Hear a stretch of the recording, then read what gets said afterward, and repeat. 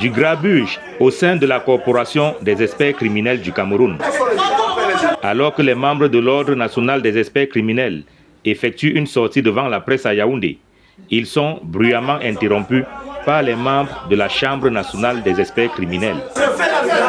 Il fait l'objet d'une déchéance avec interdiction d'exercer une quelconque profession judiciaire. Et en interne, nous l'avons suspendu. Il est même radié parce qu'il y a de multiples plaintes contre lui.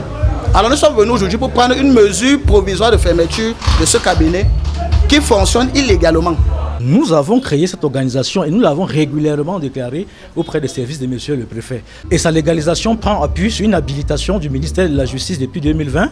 À l'origine de cet imbroglio, un conflit de compétences. L'ordre et la Chambre revendiquent chacun le droit de parler au nom des experts criminels.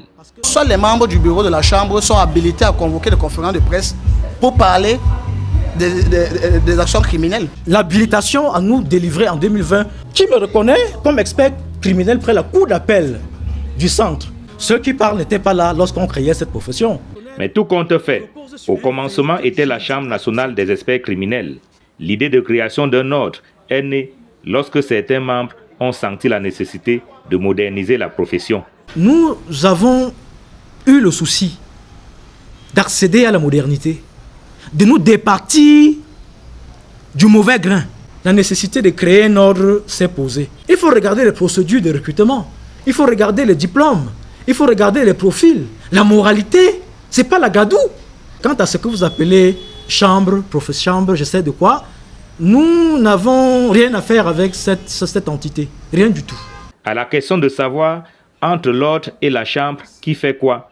L'Ordre national des experts et techniciens criminalistes accrédités revendique une reconnaissance des pouvoirs publics, notamment un agrément du MINAT, tutelle des associations, et une habilitation à exercer du MINJustice, tutelle des professions judiciaires au Cameroun.